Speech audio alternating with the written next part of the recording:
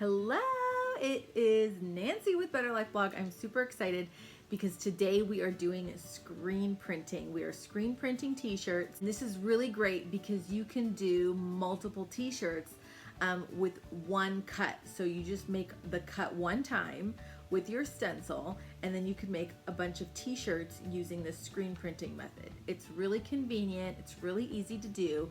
All you need is a screen like this. This is a speedball screen. We'll need a squeegee. This one is from Cricut. Link in the description box.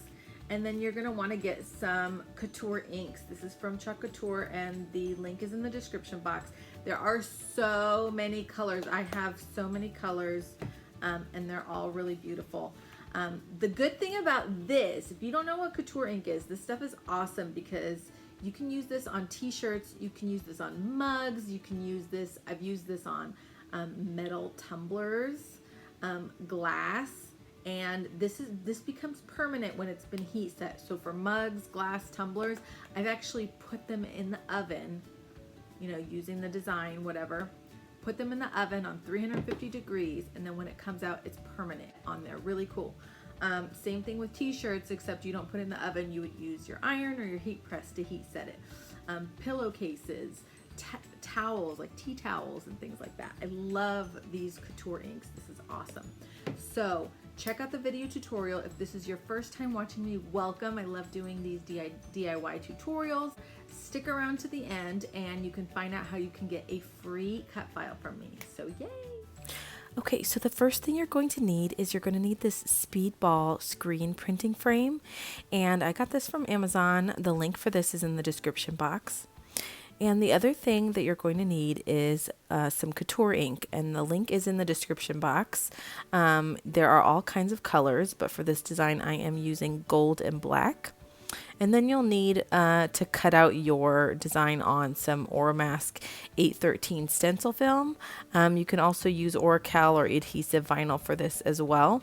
And then I've just got my little Tweaksy, which is my little tool that I use to collect my vinyl. And then I also have my weeding tool. This is a retractable weeding tool that I made.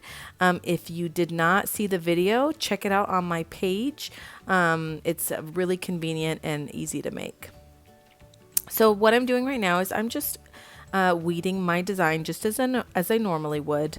I'm removing the parts that I want to fill in with the color, and I went a little bit detailed on this design because I really just wanted to test this out and see what it could do.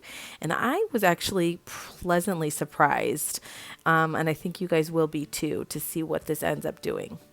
So now I've got my transfer tape here, and I'm just applying my transfer tape onto my design and just making sure to burnish that really, really well, because what I'm going to be doing next is I'm going to be peeling the backing off, and then I will be applying this to the speedball screen printing frame.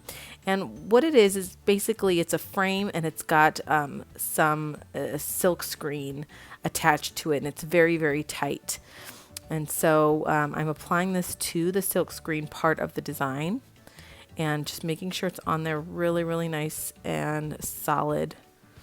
And if you need to, just burnish it again, as I'm doing here. And then I'm just going to go ahead and peel this off. And then just to make it a little bit more secure, what I've done is I've added some painter's tape around the design because I really want to make sure that the ink doesn't get anywhere. Something that I also find to be very useful is this ink pad from Cricut. You could also use like cardboard or something, but this is really useful because it's a little bit sticky and it prevents the ink from bleeding all the way through the clothing and just helps to give me a surface to be able to put my ink on. So I've got my inks here ready to go. I've got my Cricut squeegee, and I'm just applying this with the squeegee on my design, and you really don't need that much. And you just kind of flood the area and then wipe it clean. I am going to apply a little bit of black here inside of this little bee design.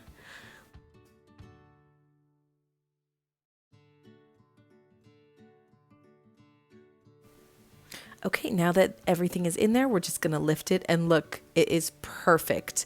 It was super easy, and the only thing left to do is I just need to heat set it on 305 degrees for about 4 minutes with a heat press. Thank you so much for watching. I hope you found that video to be interesting and informative. I want to invite you to learn more about my VIP Crafters Club. If you have a silhouette or a Cricut, every single month we do a brand new project. I will provide you with the cut files and the instructions on how to do it. We have a monthly crafting party. Everybody gets to share the result of what they've created. Lots of new cut files, we learn new techniques and things like that. So if you really want to stretch your knowledge and what you can really do with your Cricut or Silhouette machine, you should check out this club. So go check out betterlifeblog.com/VIP, and there you can learn a little bit more about what is included in this club and how you can sign up and either get on the wait list or you can register. So I hope that you will join me and hundreds of others who are amazing, by the way, because the community is just fantastic. But also, if this is your first time here, I want you to get a free cut file from me as a gift to you. So make sure that if you are on Facebook, just type in the description box cut file and I will send you a message with a link to get your free cut file. If you are on YouTube, just go into the description box and there should be a link there so that you can go and get that free cut file. Again, thank you so much for watching, and I will see you next time.